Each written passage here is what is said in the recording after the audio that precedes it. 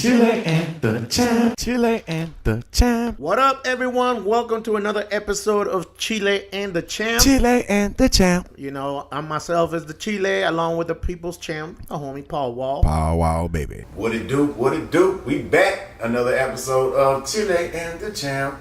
What up, everyone? Thank y'all for checking in with us again. Another podcast going down.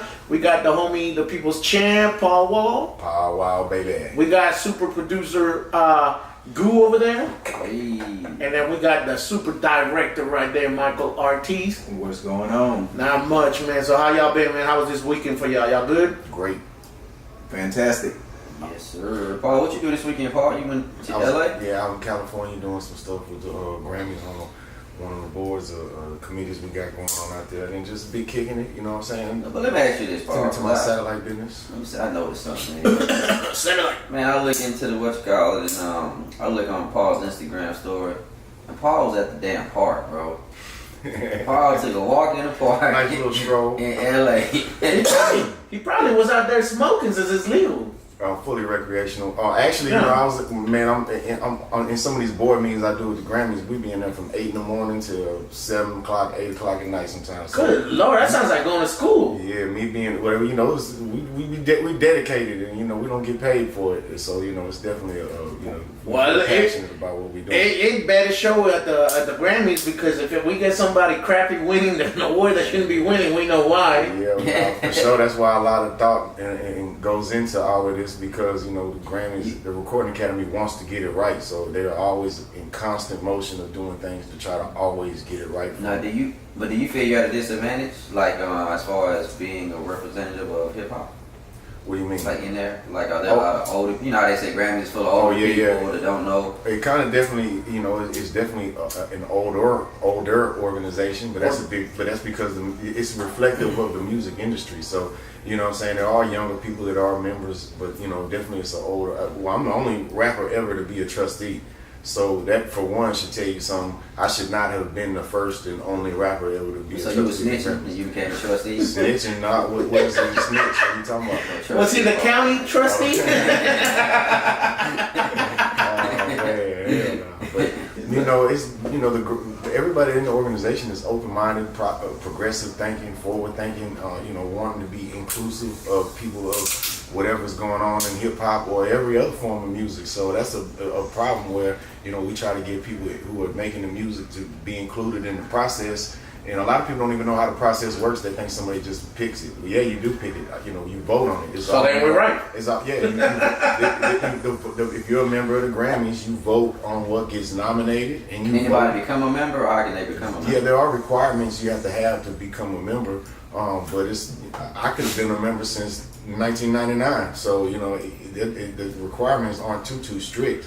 The problem is people don't know this. A lot of people don't know you can become a member. They don't know that you can vote on what wins. That's specifically what determines what wins. Whoever got the most votes, that's what won. So, you know, whenever there's a controversy, well, people should have voted differently or something. You know, it's like, hey, it's all good. But anyway, making a long story short, I was out there in these meetings, and long meetings, you know, I got to have my Red Bull. So I walked to the nearest CVS and stocked up on my Red Bull so I would be ready to go in the meetings, baby.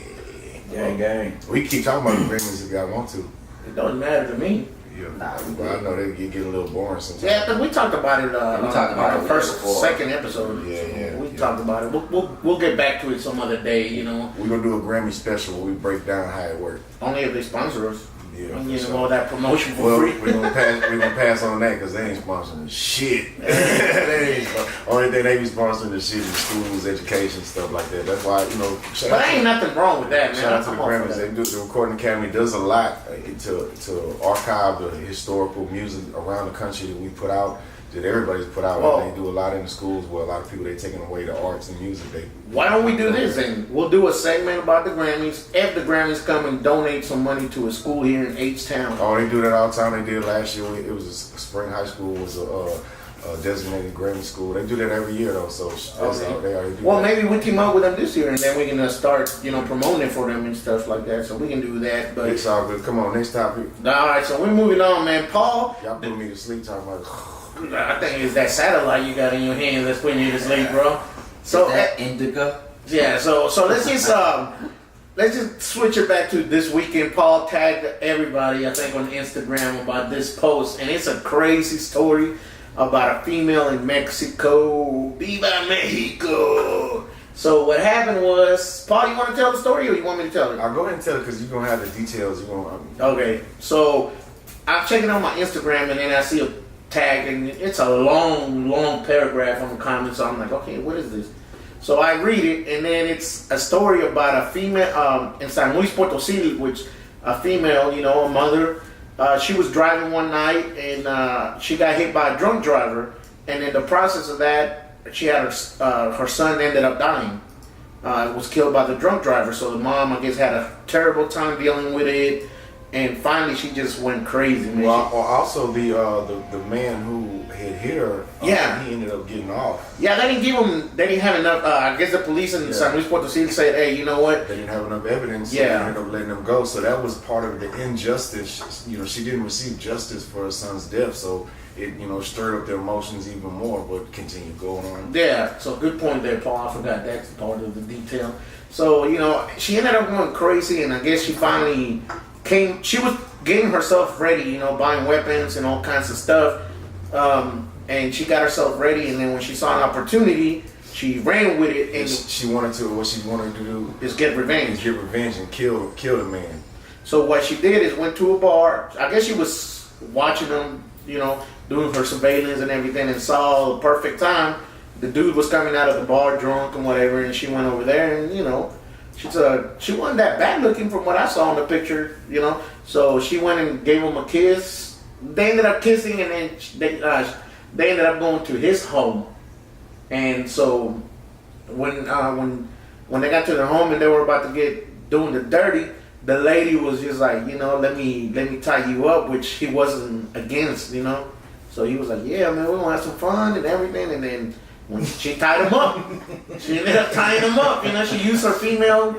Yeah, some fun. He said, you're about to get donkey punch, girl.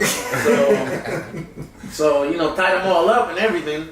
And next thing you know, she starts torturing him, beating him, and everything. And then she kicks. I guess he was split up with his wife or something because she went to where her son was, or was it his son or daughter? It was a daughter. It was a daughter. It was his daughter. She went and kidnapped the daughter, and then hit her, and ended up killing the daughter in front of him while he was tied up. Yeah, and then she went on and started feeding, beating up the dad and feeding him food. And then she told the dad, "Is like, look, I've been feeding you your own daughter's flesh, so everything." So the dad's like, we're trying to throw it up or whatever. And then she goes, if you want to... He starts begging her to kill him. Please, kill me now, kill me, please. And she said, the only way I'll kill you is when you finish eating your daughter. So she made him finish eating all of the daughter that was ground up and made into food. And he finished eating it, and then she ended up killing him. I mean, that's crazy, bro. Hey, shout out to Mad Hatter for first reporting this story. It's the first place I saw it. Shout out to Mad Hatter. This definitely is a crazy story, but it brings about the passions of revenge that you have, or avenge, as a parent for your children. And the crazy thing is that she went, after she got killed, she killed both of them and everything. She just calmly walked to the police station and confessed her crimes and said, hey, look, I kidnapped this dude, I killed him, I killed his daughter, fed it to him. I can show you the bodies at his house right now. I can walk y'all to their house right now and give y'all everything. All calmly, dude. Calmly walked in and said, I'm here to confess a crime. And you know what that tells me? When her son died, she died. Part of her died. She wasn't ready to live no more. Cause to do that, you got to go all the fuck out. You got to be ready to. Cause you know what the consequences are of that. I deal with a lot of organizations here in Houston. Parents Against Predators, No More Bloodshed. There's a few more, and there are a lot of mothers who deal with this that I see a lot, who kids have been killed due to violence, and it is very sad to see that a lot of people, you got to carry on, life goes on. It's very hard to struggle with the memories of your loved one, your child being taken from this earth violently. It's definitely something that a lot of people struggle with. So my heart goes out to the other mothers out there who wish they could do this same thing, but for whatever reason have not. That takes Please don't do it, man. It takes a lot of restraint, because I think of what I would do if something like that happened to one of my kids. Of course, you know, and it definitely takes a lot of restraint to hold back from doing this. And you know, and there are a lot of people who, you know, although that's a terrible thing to do, especially when you bring in, one part of it is, okay, you can see the side that you're revenging the death. You're gonna kill him. He was a drunk driver and he killed your son, and you want to kill him. He got off. But to include his child into it, see, that's where I have an issue with right there, man. Definitely, that's the sad thing. This definitely seems like a plot to a movie. Yeah, it sounds like something like Misery. Like oh boy, what's that dude? The Rising, the wrote Misery, whatever. Michael Cricket. Michael who? What's his name? Cricket. Well, he wrote Misery? I don't know. Yeah, the director or whatever. Well, anyways, we'll get to something. So Michael Ortiz. Nah. He would write the hood one.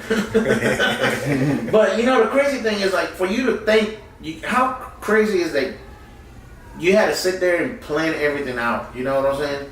And the fact that you went and killed his daughter, that's where I have the issue at right there, man. I think the daughter part was something that just happened while she was in the, I might be wrong, but I think while she was in the middle of killing him, that's when she discovered he had a daughter, and she was like, oh, well, let me do this.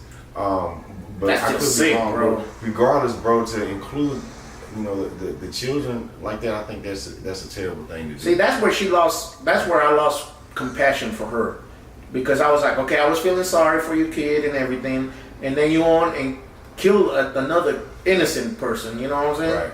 I was like, you. To me, it was like whack. To me, right there, I was like, okay, you planned this. You knew what you were doing.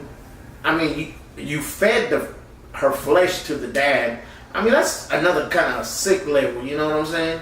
That's basic. What's that movie right there? Hannibal Lecter. Yeah, Hannibal Lecter type shit. You know what I'm saying? Silence of the Lambs. Yeah, Silence of the Lambs shit. So I'm like, oh man, I ain't for it. And the sad thing is that the law is really, the people that are guilty of no justice being done is like the court system. You know what I'm saying? Because they found, we didn't have enough proof that he was drunk driving and all this shit. Right. So that's kind of bullshit. That's what I don't like, you know. So it sucks, and it happens a lot, man. Goo, what are your thoughts on that, man? She's crazy, man. I feel like you guys do. I don't know why she brought the kid into it. They didn't never say the age of the child, right? It must have been like no less than That'd be crazy. Teenager. Whatever the age, though, that was still just nuts, man. Cause just to think, like, I'm telling you, man, the lady, she was mentally unstable. For her to do that, killing him is one thing, but to kill a child, that means you have no remorse for shit. Like, you're numb to anything.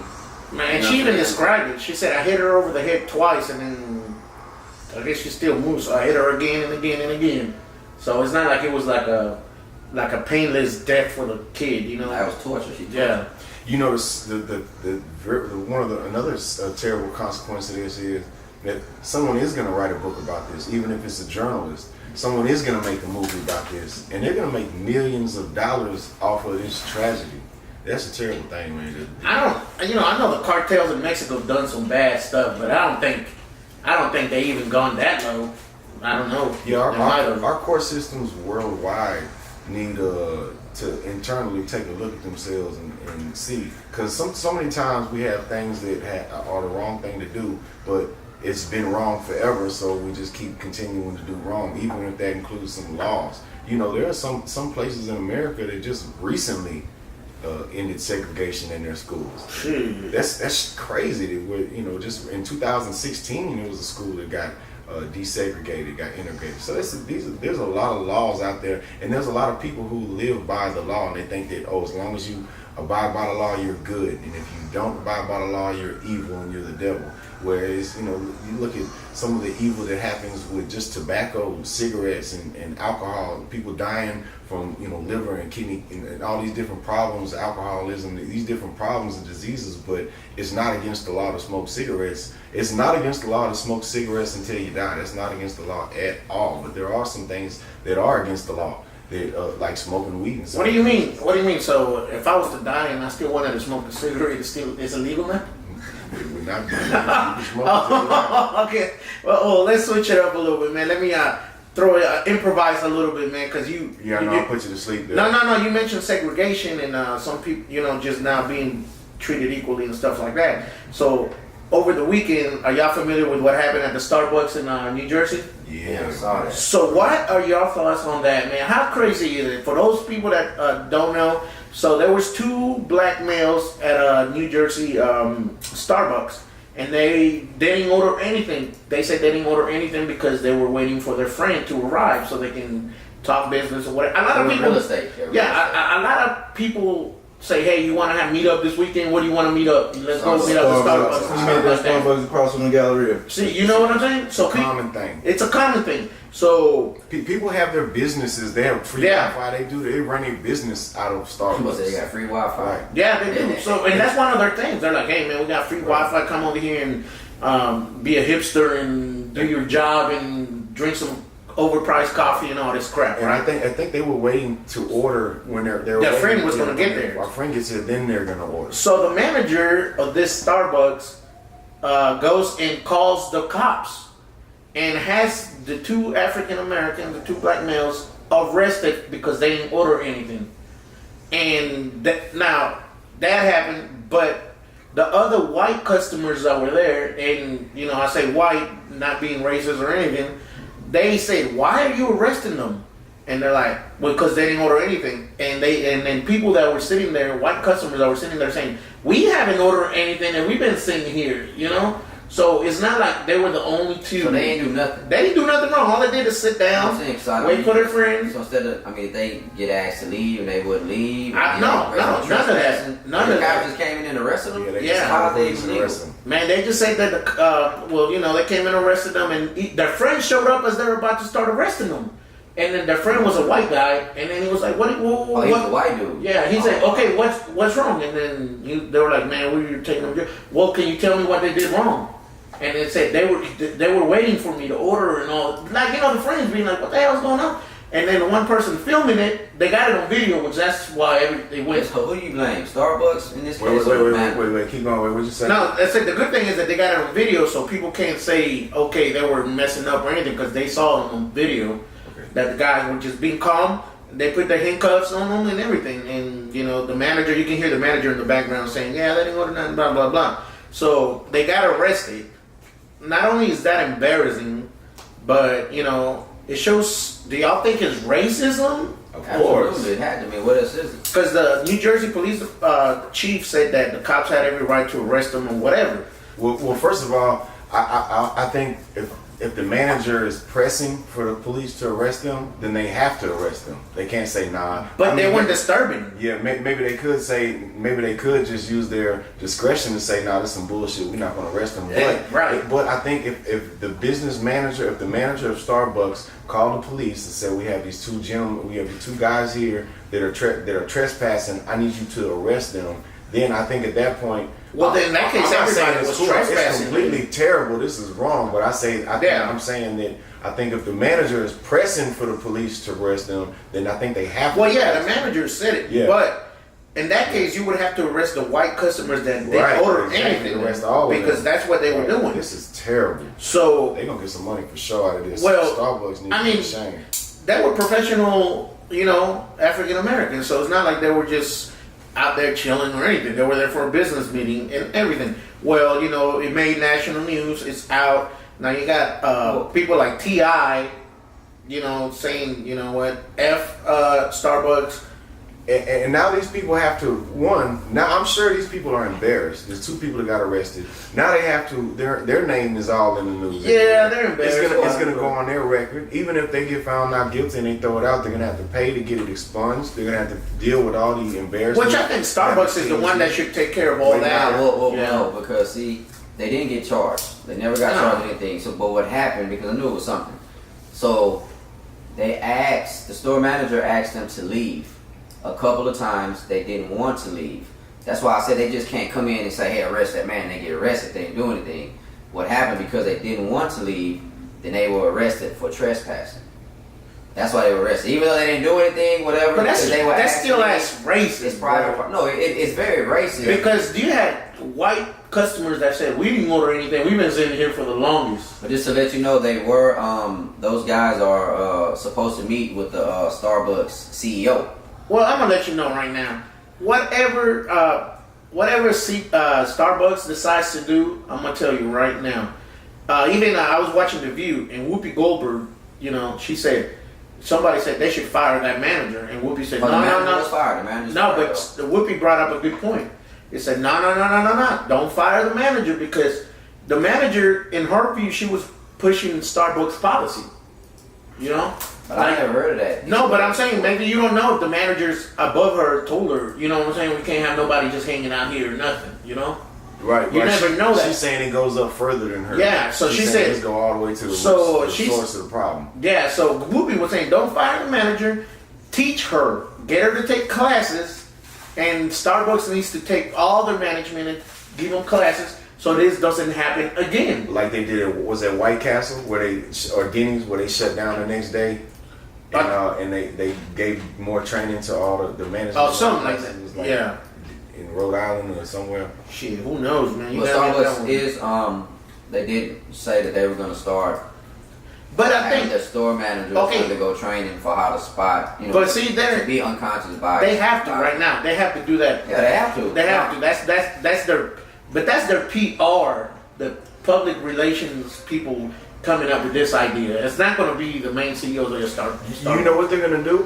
What's going to happen is they're going to say from this point on, you can't have your meetings at Starbucks. No matter what, because what that place will be dead, bro. They've already started to do. They already cracked down on the free Wi-Fi stuff where they say you can't come in there if you're not a customer. That's step one. They've already done that. That for one, because that used to not be a rule. They used to come over there and there were people doing that, and they would have their whole office out of there. They basically were there for 5-6 hours every single day off of one cup of coffee.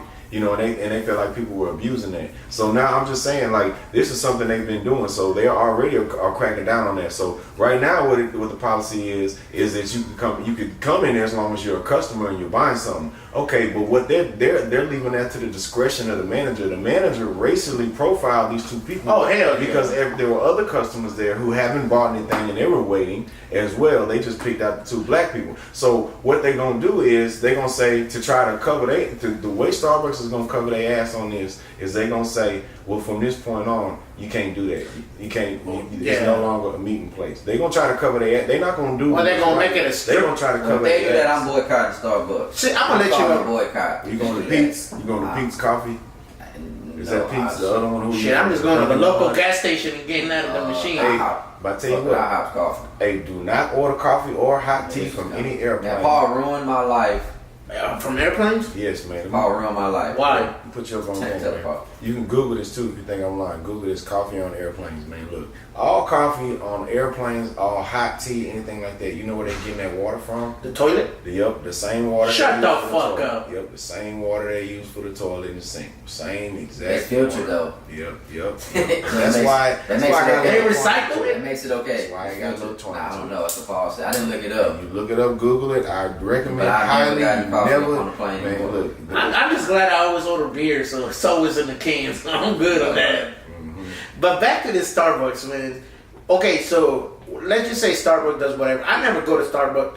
When I go, I feel so out of place because I feel like all eyes are on me. You know what I'm saying? People just see my big ass walking in there and they're like, oh, what is this guy here? I don't know if he's sort of hold up the place or what. Yeah, I feel like that. That's how I feel when I go in there. It's definitely, store by store. Some stores are more friendly and more family friendly, and they're happy to meet you and happy to talk to you, happy to explain the different drinks. There are a lot of others. What you see more often is they're like the coffee snobs that work there. So they're not, those baristas, whatever they're called. They are very snobs. They're snobs. Bitches. Yeah, they're snobs too. You got any type of question, you say it wrong, they're gonna look at you funny, roll their eyes. Like, it's pronounced venti. Very rude. Yeah, it's just it's what you see a lot more often is you see the coffee snobs. But there's a few that are real family friendly, and you know when you go in them type of environments, you know you feel more comfortable going there. But them coffee snobs, man. I tell you what, I hate. My wife always texts me and like, "Hey, you want anything with Starbucks?" I said, "Hell no."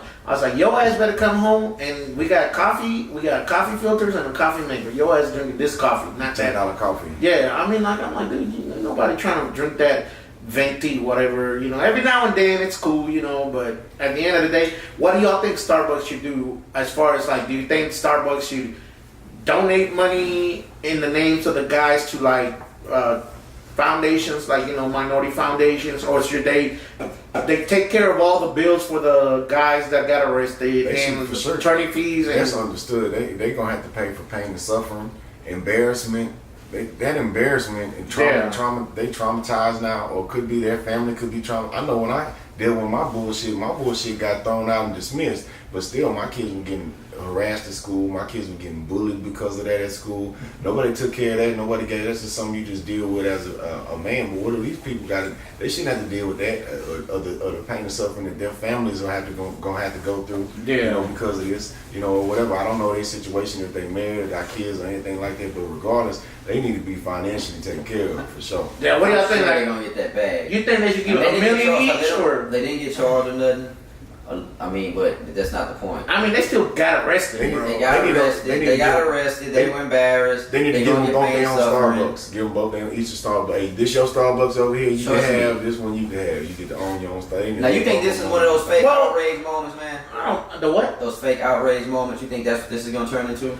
One of those moments where everything I think, like you just mad now and well, there's a lot going on. we let the shit go. As long as they don't let the wrong people get involved with it, because you know how there's always that activist that just it's like what do they call those attorneys, the ambulance chaser? Yeah. Whenever they see an accident, they all go there. As long as they don't let the wrong people with the wrong message or the wrong agenda get in there. Goose saying we ain't trying to find out that they was secretly smoking weed in the bathroom and hitting stuff. Nah, hey, come on, man! Not every black person smokes weed, man. You know what I'm saying? Now I will say this, man. It's a lot going on with our government, with the president.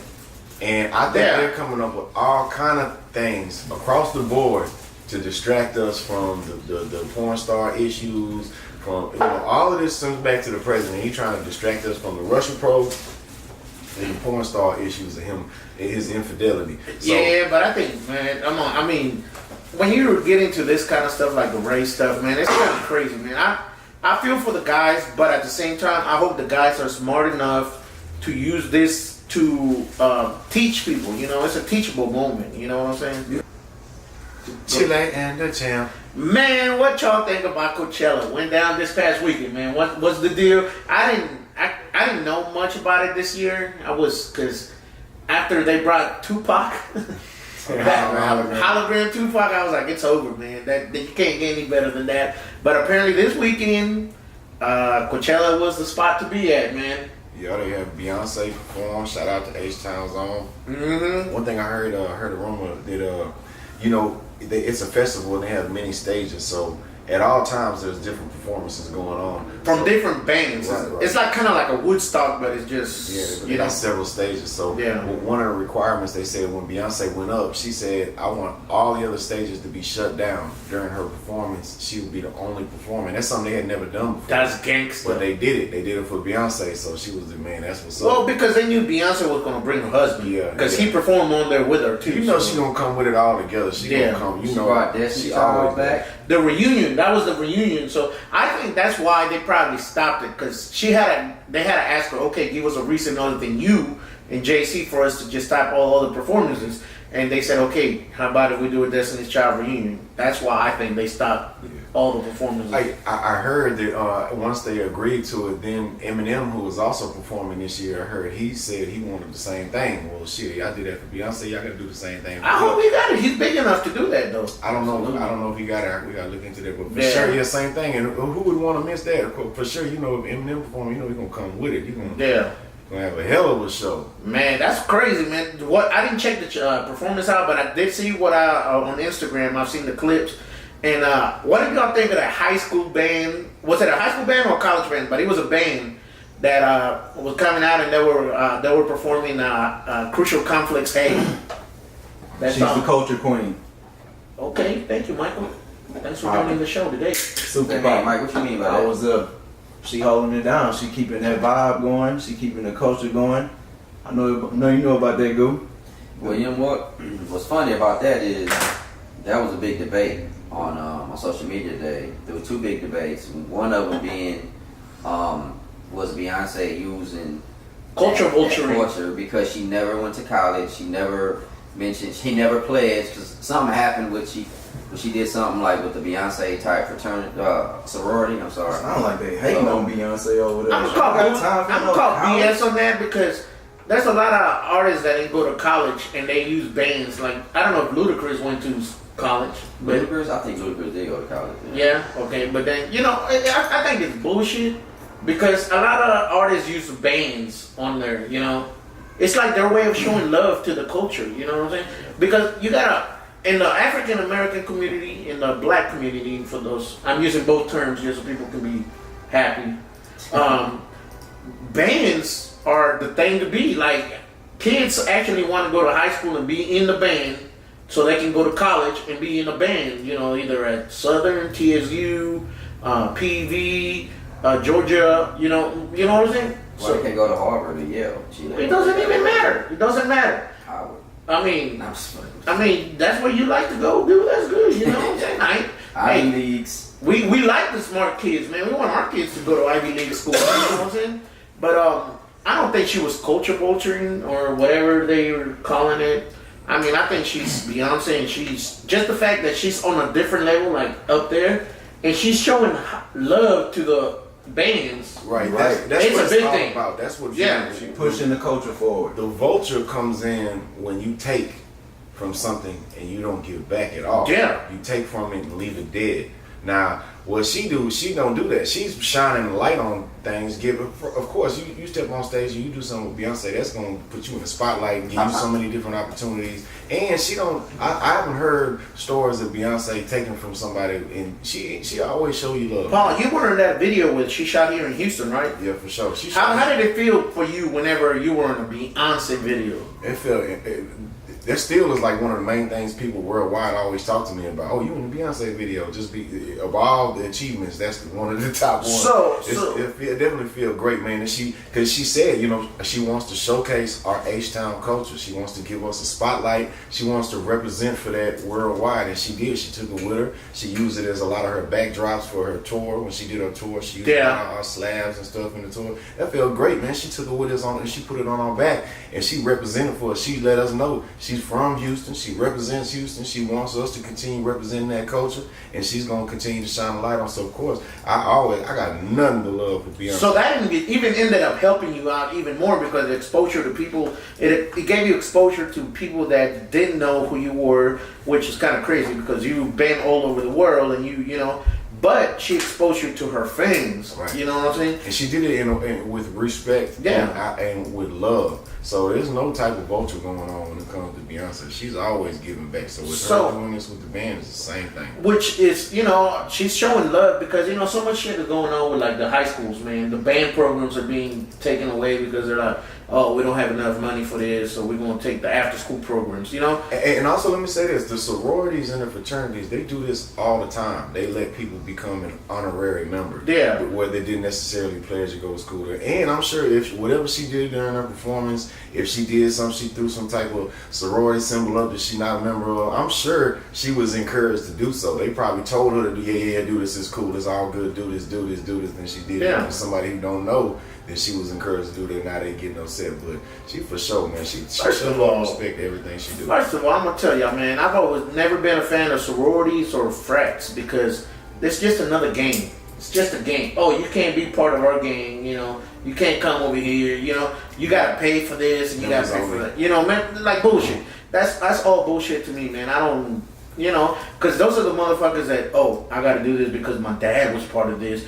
and when I graduate college, they're gonna get me a job. The legacy. I mean, they do though. In all honesty, but that's bullshit because you should qualify. Best qualified should but be. that ain't what life is really. But that's what I'm saying. I've never been a fan. It's all about who you know. Yeah. That's like in It's just that white collar game, bro. That's all it is. White collar game, bro. If you're a legacy, and then like I said, I know a lot of friends who are alphas, and Oh. they're hired because the person, the interviewer, or the person they're doing the interview with is in the same fraternity. So they're like, oh shit, you're an alpha. Well, I'm an alpha. Man, when you get the job. Man, I don't know, man. I couldn't play football because I wasn't tall enough. But if I would have been tall enough, man, I would have been in college and everything. So, I mean, you have to be 6'4" to go to college and take classes. That's what I meant. Whatever, I man. Go to college with football. I meant, did you go and then you actually walk on the campus and see the different fraternities or sororities, and that's why you felt that way? Let me ask you this: Did you ever pledge? Did you ever try to pledge? I don't want to talk about that, Paul. Wait, okay. I don't want to talk about that. This is where it's Get coming down from. to it. Okay, so now for real, you can keep it real here. Just say what you want to say. Why you have to ask? And then we can delete it later. Hey, don't delete it. But we can delete it later. And then if what happened? You tried to pledge. What happened? All right, man. I'm gonna tell you, man. I did try to pledge, man. I tried to play some. I tried to. It's so embarrassing to me, man. Yeah, you can say I tried to pledge too. They said I didn't have the GPA, so I couldn't make it. Well, shit, I wasn't even a member of the college. I tried to pledge to a female. Oh wait, what? Sorority? A sorority, bro. Oh, God. What did they say? What happened? Did you put on the dress and shit or what? Man, no, I just said I wanted to pledge, and they were like, "No, you can't." And I was like, "Why?" And they're like, "Cause you're not a female." And I was like, "Well, shit, I want to be where all the fine ass, sexy bitches are at." You know what I'm saying? That's actually, I don't think they can turn you away in this day and age, because you could just be like, "Oh, I see myself as a female," and then you have been there with it. I did try to talk to one of the attorneys about that, and they said that I couldn't sue because I wasn't even a member of the university. So that kind of went to shit real quick. Hey, shout out to Chile. Hey, man. Hey, you know, I ain't gonna lie, man. I love the females, man. I love the female body and everything, man. All sizes, man. I don't discriminate, you know what I mean? Why didn't you go to college, though? Like college? You know what, man? It was either pay rent or my mom and I were be kicked out. You gotta take care of your mom. It was my mom and I. We were more like roommates because that's one cool thing about my mom, man. We were like roommates, so it was like I could have girls over, and my mom wouldn't trip as much. She just was like, I don't want. Oh, Chile, you're only gonna have a girl over once every Yeah. I always told her that they were my tutors. They're my tutors, man. Oh, go ahead, Mio. Yes, Mio. I'm trying to better myself. That's all I used to say. So, man, it was either that, and then I had to work, man. I had to pay bills and everything. We didn't have the luxury, of having a little extra money so you can take a class here, HCC and stuff like that. And then once I started working, bro, one thing I always tell kids whenever they're like, "Oh, I'm gonna take a year off from school after I graduate," I say, no, keep it going and knock out school first. Once you take a break, you don't come back. Yeah, man, because I tell them I've been on like a 20-year break. Yeah. You know what I'm saying? I'm gonna go back one day. And the crazy thing is, I tried to go back when I was like 28, and bro, I felt so embarrassed because I didn't know everything looked so new to me. You know what I'm saying? When you see a 18-year-old kid or a girl, "Oh yeah, man, I gotta go to this class, blah blah blah," and I say, "Hey, can you teach me? You tell me where this class is at?" And they'll be like, "Oh yeah, you gotta go down to the bottom." You feel kind of like, shit, man. I got like my What little school did you try to go to? What? HCC and Katie. I took the AC certification, the A+ certification, which is to work on computers and all that stuff. It just takes a little. Every college though is like that. It takes a little bit getting used to.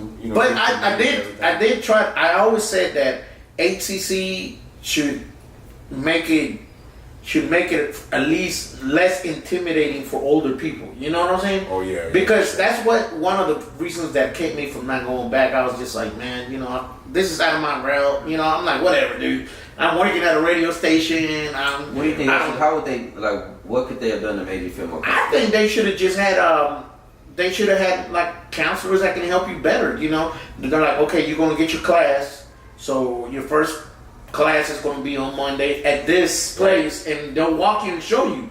Because you it's all on you. When it's all on you, it's all on you. When you're like, you need some type of guidance and structure, bro. Same with me.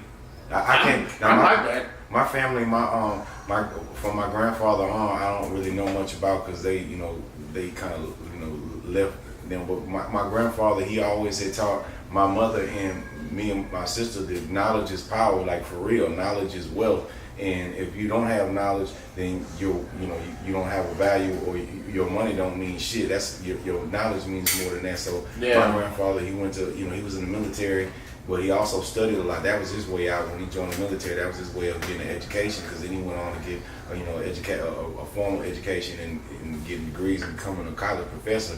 And then my mom, she ended up becoming a teacher as well. She taught for 30 years. So for me, I went to college. It was something that was like understood. Now it was for sure understood. I had to go to college, and graduating is another thing. But going, I for sure had to go and try. What did if you don't mind me asking, what did you take? What was your major? It was in communication, okay. radio and broadcasting. I wanted to work as a DJ or something similar at a radio station. So I was going to try to do that at University of Houston. But at the first couple of years is just general bullshit anyway. Okay, so do you think graduating in communications and all that stuff helped you out in your career or what you're doing now? Because I'm gonna tell you personally. Go ahead, I'll answer that, and then I'll tell you why I asked you that. Absolutely not at all. Right. Not at all. I'm glad you said it, because one thing I hated is when I was working at the radio station, and they would always bring interns or people that would get hired. They don't know how to do a damn thing. Like anything that has to do with radio, they don't know how to do a damn thing. And I'm like, well, what did they teach you in school? And they're like, well, nothing really. We just had to do this, but we're certified to do this job, And I'm like, dude, they don't give you no experience, like being on the radio. And they have a college radio, campus radio. I think they would put them to work in there, or they didn't teach them how to do it. The college radio is crazy, because the college radio as well is like, they be worried about ratings and stuff, not worried about giving people a platform and an opportunity to learn the craft. It's more about ratings. Like, that's not what it's there for. They shouldn't be competing with 97.9 The Box. And the personalities aren't always college students. Sometimes they put older. Well, shit, looks like I'm applying. I forget that at U of H. I never said that. I'm going to go apply tomorrow. Definitely, man. This business is all about who you know, and you get in, you work your way up. It's not about what you certified in or what your degree says. Yeah. There's so many people I went to school with who graduated while, I met them. I'm just coming in, they graduating. They can't find no job nowhere. They got degrees and everything. Like, damn, I went to school, got this degree, and it's worthless. They're working waiters and waitresses or going back to the same job they had before they went to college. So it's crazy. A lot of different. Some places you definitely need that type of degree if you're going into law or you're going into being a doctor or something like that. You definitely got to learn. And you have to have this, then you can get that one, then you get the next degree and all this type of specialty and stuff like that. But the average employee or something somewhere, especially it's all about you get in and you work your way up. It's who you know. True. You just work your way up. True. Oh, that was my weak ass 2 Chainz. True. But the reason I asked you that is because I've seen a lot of people that applied for internships or applied at a radio station, and they don't know how to do a radio break. Yeah. They don't know. They've never seen the board, the operating board, and see all those buttons, and they get intimidated. You know what I'm saying? So it's like, well, experience is the best teacher, man. So I think people that go for communications should focus on TV. My thing right there. TV is where the money at. Radio, there's no money in radio. Trust me. I've seen it. Before, back in the days, radio, you could have money. Nowadays, with technology and everything, radio is a dying breed, bro. I'm telling you, man. So let me tell you this, man. When I went to University of Houston, I went there for a little over 3 years. I say a little over because I didn't quite finish. But that's still a big accomplishment. You finished a year, bro. But let me just say this. I mean this. Hey, doesn't matter what you did. You still went to college. Let me tell you, man. I mean this from the bottom of my heart. I didn't learn. It's cold. I didn't learn not one single thing that I can remember. Not one single thing from a single class. Every single thing I learned was through experiences, through life experiences, through seeing other people. A lot of times I would see people who came from other cities and they might have had like a silver spoon type of lifestyle, and they're coming down here taking a lot of things for granted that I might look at as being things that I would strive to achieve. They were taken for granted, and it was really made me take an audit of my life and to reevaluate my life and how I'm thinking, and just encourage me to go get it. If I had these opportunities, what would I do? And then I would go find them opportunities and do it. So I learned a lot through my hustle of passing out CDs and selling CDs. I made a lot of money selling CDs on the different college campuses. I made a lot of friends, doing that. And people come from all over the country, all over the world to come to these schools. So just by going to U of H, TSU, Prairie View, ACC, all these different schools, I'm meeting people from Dallas, Austin, San Antonio, Louisiana, New York, California, all over the country. And the next thing you know, I got friends in all these different cities. So when I go visit these cities, doing on tour or trying to get my hustle up, selling grills or selling CDs or whatever, I know different people. They can turn me on. Oh yeah, I know such and such. They turn me on to, a few people. Yeah, go holler at my homeboy when you go to Detroit. You go hook you up with all these people. The next thing you know, I know. So you were part of another frat or a fraternity? The Hustlers. I was go hustler. Yeah. But you know what, man. So I just, man. But now I guess one of the cool things that social media made it cool for people, because you got people like that went to U of H and they are proud of going to U of H, and but the alumni are strong, man. I mean, you can't but school's not for everybody. It's not. But I would tell that. I would say that to kids when I would go talk to kids at schools. I said, look, school's not for everyone, but that degree, that piece of paper is going to get you to places that you didn't think you could be at, and that's all people care about when they hire you, man. Okay, you went to college. That means you put in the time, the effort, and everything. I'll tell you what's funny too, though. I have like in corporate America now for a lot of the social media executive positions that they were hiring for, which was like a 6-figure job. Is that what you applied for? No, I didn't apply. I wish. Oh, okay. Because I was about to say, dude, let's make it happen. It was no, I found out about this later. Hey, Paul, hey, can you match this? No, but they weren't asking. It was the first. It was a Fortune 500 company that was actually looking to hire someone. They were the first Fortune 500 company that did not require a degree, a college degree. Wow. That's how important it is now that they want you to. They want the experience. That's like going on the road with Paul, man. I went on the road. I didn't have any experience, right? Yeah. But I know one thing. There was nothing in the classroom, like a music management classroom, that could have taught me how to deal with because crazy promoter. Right. Well, not even promoters. I mean, even dealing with record labels, dealing with people in general. Dealing with the artists. Dealing with artists. Yeah. Because you don't know that. I mean, it's like it's not a perfect world. You know what I'm saying? Like sometimes you gotta swallow your pride. You gotta know when to do it. It's kind of like there is no lesson plan because everybody's different. Every situation is different, right? There's nothing that can teach you. We can teach you certain type of things. This is what we recommend you do if something like this happens. But it all comes from instinct. Sometimes you got to make decisions right there on the spot, and it could be a life-altering decision. Because sometimes we've been in places where they shooting inside the club, or shooting outside the club where real bullets are flying and people are getting hit. So sometimes, we have to make a split decision, and how you deal with things too, like how security or how managers deal with fans or people approaching. That's a big deal because if they handle somebody the wrong way, they could feel insulted, offended. They start feeling like, man, you in my city and you trying to handle me like this? Who you think I am? And they start feeling like they got to prove something. So how the security, how the manager, how the artists, how they deal with people, it goes a long way. And a lot of those things cannot be taught other than through experience. Because you can say all you want to, well, I'm gonna do this, I'm gonna do this, I'm gonna do this, but then when you there in the actual situation, it's a completely different type of thing going on. So Goo is right on the money with that. Yeah, and I'm gonna tell you, we were at Atlantic Records. We were in the office. Leo Corn was in his office. I went in there. He has a bunch of books all around his damn office. So I was just messing with him. I said, man, damn well you didn't read all these books. He looked at me and said, I absolutely read every book. And I was like, why? Like, why would Leo Corn need to read a damn book? And he said, the music business changes every day. Oh, yeah. He said, I've been in the business for 20-some years, and I still don't know everything there is to know about the music industry. When he told me that, message, that let me know, like, well, shit. Because, man, you sit down and you in front of these, it's intimidating. Because you're dealing with people that you heard about. These are people that handle Jay-Z, like damn near the whole staff of Def Jam was now at Atlantic. You know what I'm saying? And you got, all these Mike Kaisers and who Julies and whomever. You know what I'm saying? You're dealing with them on the. So sometimes they ask you questions and you gotta, man, let us think about that. And then you go in the hallway and you're like, what the fuck? Like, man, what the hell are they talking about? Sometimes you gotta ask questions, man.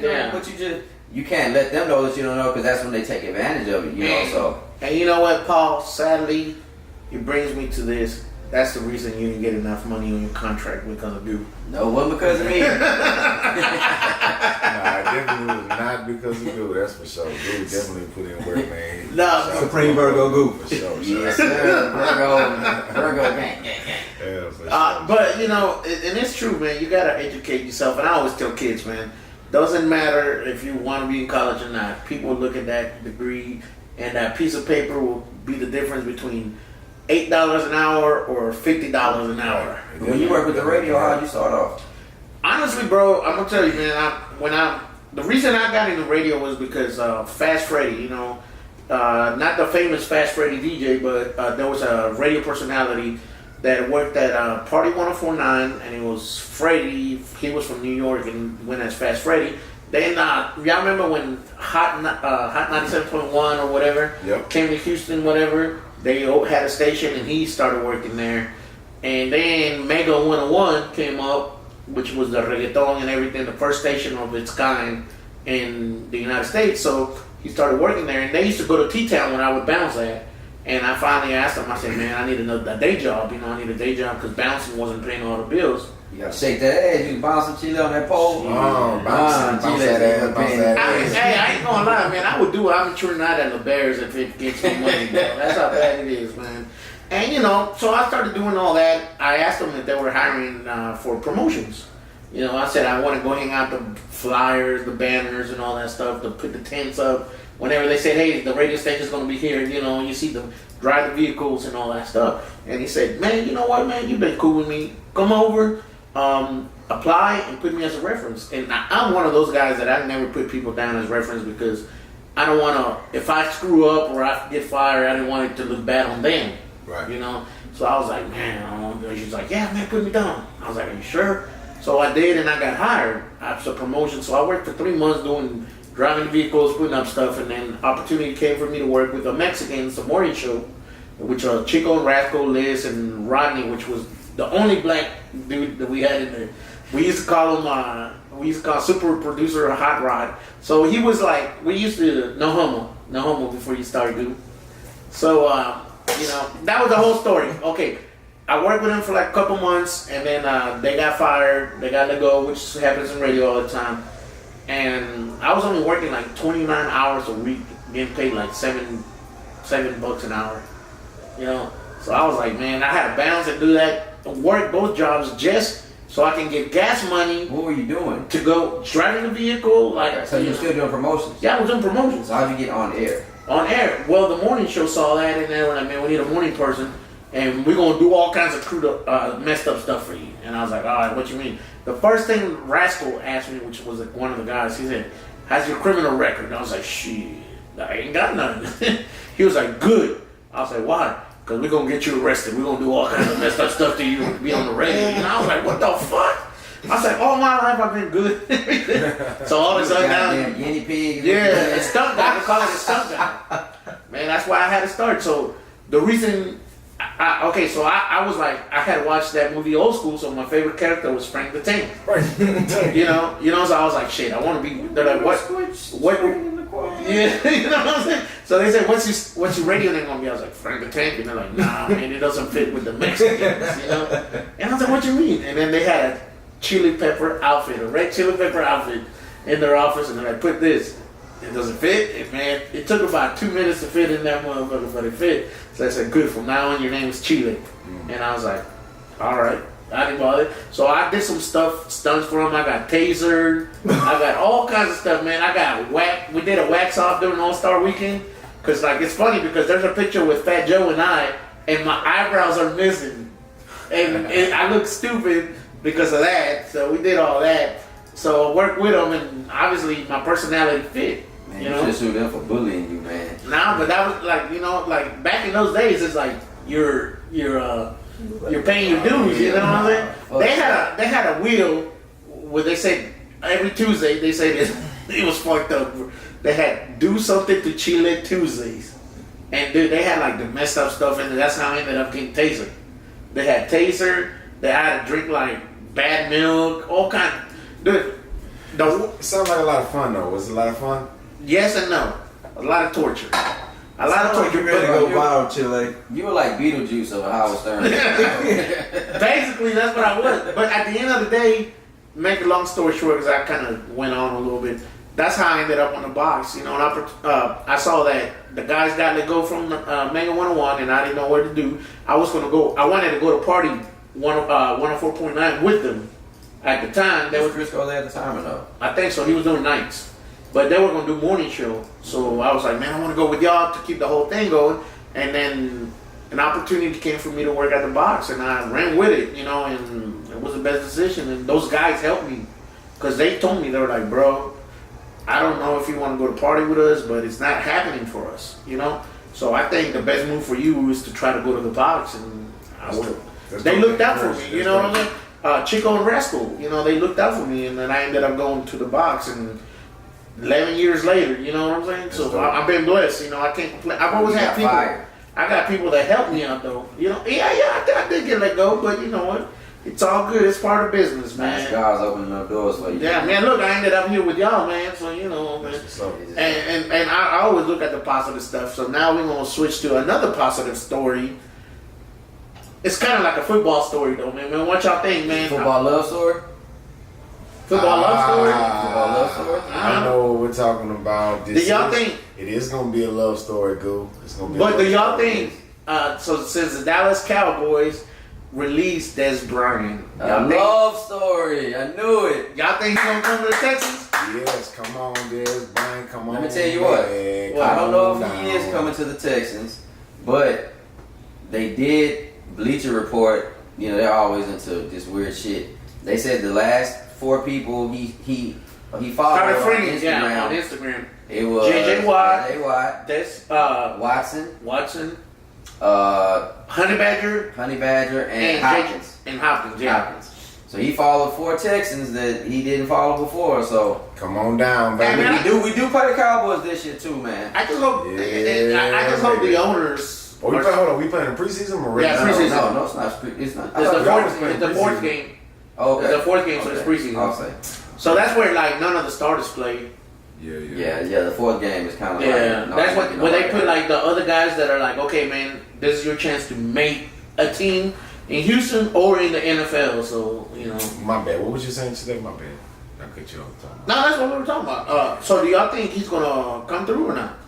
I think he definitely has a great chance, and I think at this point it's like when you jump on we got a good trajectory as a team. We going in a good direction. We got a lot of key players. They've been missing elements. Now we got them. So it's a great time. It's a great opportunity for anybody. James Harrison, you want to come out of retirement too? I think come on. You know, we looking real good right now. So I think it's definitely he definitely could help us as a team because he'd be another option. You know what I'm saying? And then at the same time for him, we could use his veteran leadership too as well. You know what I'm saying? And a great way for him to get back at the Cowboys, come down I-45 and shine with the Texans. Well, because he's from Galveston too. Yeah, for sure. He's from Cheetown, so he'd be like home. Yeah, I mean, I would definitely say, man, you come on with the Texans, we gonna give you a free grill, offer you a free grill, but he can buy himself a jewelry store. Even better, he can buy us all grills. For sure, man. You sign with the Texans, we got a grill waiting on you, baby, for sure, man. Me and Johnny Dang gonna give you a grill certified. So let's just hope that he does, and the best wishes to him if he doesn't end up coming to Houston. You know, If he don't come here, he's gonna go within the conference or the Cowboys conference. Yeah.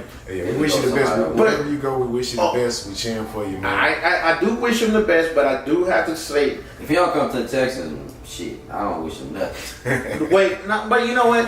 I only have one issue with him. You from Galveston, we got love for him for sure. No, but I got one issue with him, and I think it's his attitude when he's playing, bro.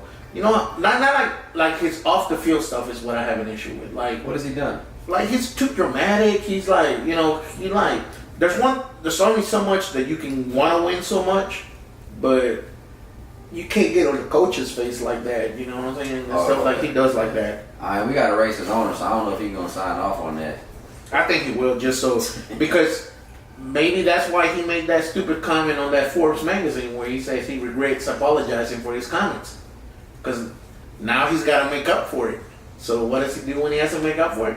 I'll just sign another minority player. High profile, who's gonna score? Yeah. Because especially if he says it signs this Brian gonna be vocal. Man, and that's one of the reasons. He probably gonna have his back. Like, nah, y'all leave him alone, or whatever. Because he just got paid. Yeah, Jerry Jones was super cool too. I heard. And that's what see, Jerry Jones bailed him out. Yeah. Remember when he went broke and he owed all this money and then he had issues off the he didn't want field? to let him go. Jerry Jones didn't want to let him go, but everybody else was against it, so he let him go. I don't believe that. I do not believe it's Jerry Jones, bro. He when has Jerry Jones said, okay, I'm gonna do what everybody else says? Right, he gonna do what he wants. Yeah, you know what I'm saying? It's his decision. Yeah, so I don't buy that, but hey, his losses hopefully are gained, man. So that's a positive story that we're ending on. So hopefully Des Bryant ends up with the Texans, but if he doesn't, we wish him the best wherever as a athlete and everything, because he still got to feed his family and everything. So wish him the best. Paul, appreciate you, brother. Already. Goo, Yes, sir. thank you. Michael, H-Town. thank you, man. Make sure you follow us on Instagram, Twitter, and Facebook. Ooh, I forgot to tell you, man. I kind of felt crappy, man, because I thought I was going to have to give y'all the news that I had to cancel the Facebook page because I got hacked. Oh man. My Facebook page got hacked. Oh. Bro, I checked in one day. I was like, you can't. Who ordered all these porns? No, the crazy thing is, it said I got a thing where it says timeout and everything. So I try to log in. It says, it seems that you're not mentally fit to open a Facebook account. That's what the shit says. All that crazy stuff we be posting. But I don't post nothing bad on Man, Facebook. the shit you send us, that's some shit. The shit you send us, yes, I would definitely. Bro, I was send that upset. shit to you. I was upset. Deleted at 30K. Bro, my Facebook page, the Chile page, is at 11,500, and then the Chileandthechamp page is about going on 38 likes. So I was like thinking, damn, we got fucking, I got hacked and everything. And then I signed on Friday. I said, let me try it one more time, and then it was back on. So I changed the passwords and everything. So if any stuff was sent to you as the listener that was bad during the Chileandthechamp I was page, drunk. Any I was drunk. Any DM requests for nakeds from Chile's account, he was hacked. yeah, I was hacked for all the dick pictures that were sent. I thought it was the dick doctor. You heard about that? You see about that? Let's talk about that, man. On another positive note. Yeah, so I got the account back. Yeah. So we're all good, man. Appreciate y'all. Y'all can follow us at Chileandthechamp.com. That's where you can find all the media places you can listen to us and follow us on there. So, man, you know what? Merch coming soon. Chileandthechamp.com. Chileandthechamp.com. Chileandthechamp. Merch coming soon, baby. Until then, we're going to follow that satellite and Paul right there, man. Appreciate y'all, man. Church. Chile and the champ. Chile and the champ. What up, everyone? Welcome to another episode of Chile and the Champ. Chile and the champ. I myself is the Chile, along with the people's champ, the homie Paul Wall. Pow wow, baby.